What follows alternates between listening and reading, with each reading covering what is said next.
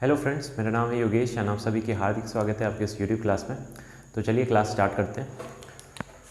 देखिए क्वेश्चन क्या है, who was the president of the constituent assembly of India. ठीक है, तो क्वेश्चन में क्या कह रहा है कि कॉन्स्टिट्यूएंट असेंबली ऑफ इंडिया के जो प्रेसिडेंट थे वो कौन थे।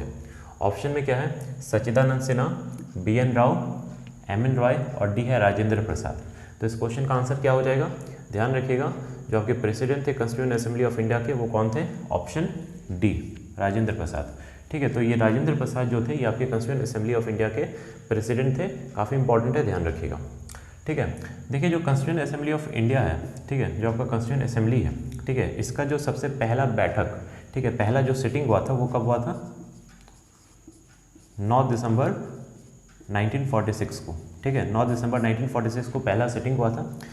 इसी दिन जो आपके प्रेसिडेंट थे वो बने थे कॉन्स्टिट्यूएंट असेंबली के, लेकिन जो बने थे वो थे आपके टेम्प्रोरी प्रेसिडेंट। ठीक है, ध्यान रखिएगा, इस दिन जो प्रेसिडेंट बने थे वो थे आपके टेम्प्रोरी प्रेसिडेंट बने थे। 9 दिसंबर 1946 को जो पहला सिटिंग हुआ था कॉन्स्टिट्यूएंट असेंबली का, इसी दिन आपके प्रेसिडेंट बने थे, लेकिन जो प्रेसिडेंट बने थे वो कौन थे, वो टेम्प्रोरी प्रेसिडेंट थे। और वो कौन थे, वो थे आपके सच्चिदानंद सिन्हा। ठीक है, सच्चिदानंद सिन्हा ये आपके टेम्प्रोरी प्रेसिडेंट बने थे 9 दिसंबर 1946 को, लेकिन बाद में 2 दिन के बाद क्यों बने थे, बिकॉज ये सीनियर थे, सीनियोरिटी बेसिस पे इन्हें बना दिया गया था प्रेसिडेंट, लेकिन टेम्प्रोरी बेसिस पे बना गया था। ठीक है, बाद में 11 दिसंबर 1946 को इन्हें हटा के राजेंद्र प्रसाद को ऐसा परमानेंट प्रेसिडेंट बना दिया जाता है, परमानेंट प्रेसिडेंट बना दिया जाता है किसका, कॉन्स्टिट्यूएंट असेंबली का। काफ़ी इंपॉर्टेंट है, ध्यान रखिएगा, 11 दिसंबर 1946 को। ठीक है, तो इतनी बात आपको यहाँ पर पता होना चाहिए। अब देखिए कॉन्स्टिट्यूएंट असेंबली की बात हो रही है, तो थोड़ा और डिटेल जान लेते हैं कॉन्स्टिट्यूएंट असेंबली के बारे में। देखिए कॉन्स्टिट्यूशन की फ्रेमिंग, ठीक है, जो आपका कॉन्स्टिट्यूशन इंडिया का, इसकी जो फ्रेमिंग है वो किसने की थी, वो की थी आपकी कॉन्स्टिट्यूएंट असेंबली ने। काफ़ी इंपॉर्टेंट है, ध्यान रखिएगा। ठीक है, ये जो आपका कॉन्स्टिट्यूशन है ये आपका 9 दिसंबर 1946 को बनना शुरू हो गया था। ठीक है, तो काफ़ी इंपॉर्टेंट है, ध्यान रखिएगा, 9 दिसंबर 1946 को आपका कॉन्स्टिट्यूशन बनना शुरू हो गया था, और इसकी जो फ्रेमिंग है वो किसने की थी, कॉन्स्टिट्यूएंट असेंबली ने की थी। ठीक है,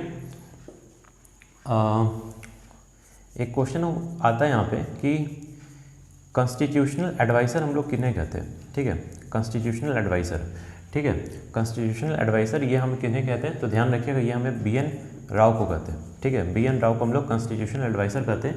और कौन वो पर्सन थे जिन्होंने ये आइडिया दिया था, ये कंसेप्ट दिया था कि हमारे भारत देश में भी अपना एक कॉन्स्टिट्यूशन होना चाहिए।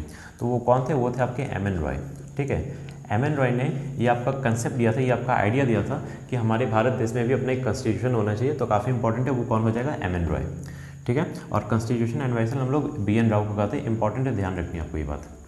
ठीक है, एक और काफ़ी इंपॉर्टेंट क्वेश्चन पूछा जाता है कि किस प्लान के अकॉर्डिंग, ठीक है, किस प्लान के अकॉर्डिंग अपना जो कॉन्स्टिट्यूशन है वो बना था। ठीक है, तो ध्यान रखिएगा, कैबिनेट मिशन प्लान 1946। ठीक है, कैबिनेट मिशन प्लान 1946 के अकॉर्डिंग अपना जो कॉन्स्टिट्यूशन है वो बना था। इंपॉर्टेंट है, ध्यान रखनी है आपको ये बात। ठीक है, कॉन्स्टिट्यूशन बनने में कितना समय लगा था, तो ये भी ध्यान रखिएगा, 2 साल 11 महीना 11 मंथ्स और 18 डेज। ठीक है, 2 साल 11 महीना और 18 दिन ये आपका समय लगा था। मतलब समझ सकते हैं कि लगभग 3 साल का समय लगा था कॉन्स्टिट्यूशन बनाने का। लेकिन एक्जैक्ट डेट ध्यान रखिएगा, एक्जैक्ट समय ध्यान रखिएगा, 2 साल 11 महीना 18 दिन ये आपका समय लगा था कॉन्स्टिट्यूशन बनने के लिए। ठीक है, तो इंपॉर्टेंट है, ये बात आपको यहाँ पर पता होना चाहिए। जब कॉन्स्टिट्यूशन बना था तो सबसे पहली बार ये आपका कब पब्लिश हुआ था, कहाँ पर पब्लिश हुआ था, तो ध्यान रखिएगा, देहरादून में। ठीक है, सबसे पहली बार ये आपका कहाँ पर पब्लिश हुआ था, ओरिजिनल कॉन्स्टिट्यूशन जो बना था ये आपका कहाँ पर पब्लिश हुआ था, देहरादून में हुआ था। इंपॉर्टेंट है, ये बात आपको यहाँ पर पता होना चाहिए। फ्रेंड्स, तो ये ध्यान रखिएगा कि कॉन्स्टिट्यूशन के जो कैलीग्राफर थे वो कौन थे, कॉन्स्टिट्यूशन के जो कैलीग्राफर थे, कॉन्स्टिट्यूशन जिन्होंने अपने हाथ से लिखा था, जिन्होंने अपनी हैंडराइटिंग से लिखा था, वो कौन थे, वो थे आपके कौन, दैट इज़ प्रेम बिहारी नारायण रायजादा। ठीक है, प्रेम बिहारी नारायण रायजादा ये आपके कॉन्स्टिट्यूशन के कैलीग्राफर थे। ठीक है, कॉन्स्टिट्यूशन के डेकोरेटर कौन थे, जिन्होंने डेकोरेट किया था कॉन्स्टिट्यूशन को, वो कौन थे, एक थे आपके कौन, राम मनोहर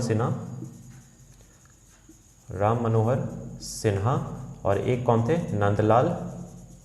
नंदलाल बोस। ठीक है, तो राम मनोहर सिन्हा और नंदलाल बोस ये आपके कौन थे, ये आपके डेकोरेटर थे। और कैलीग्राफर कौन थे, प्रेम बिहारी नारायण रायजादा। इंपॉर्टेंट है, पता होना चाहिए।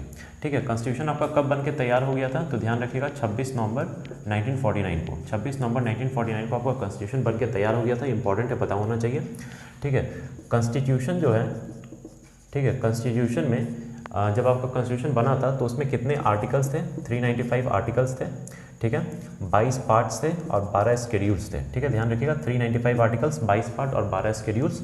और अभी प्रेजेंटली कितने हैं? अभी प्रेजेंटली 448 आर्टिकल्स हैं, 25 पार्ट हैं और सॉरी उस समय थे 8 स्केड्यूल्स और अभी है 12 स्केड्यूल्स, ठीक है। ध्यान रखिएगा पहले जब आपका बना था 395 आर्टिकल्स, 22 पार्ट और 8 स्केड्यूल्स था और अभी 448 आर्टिकल्स है, 25 पार्ट है और 12 स्केड्यूल्स है। इंपॉर्टेंट है, पता होना चाहिए, ठीक है।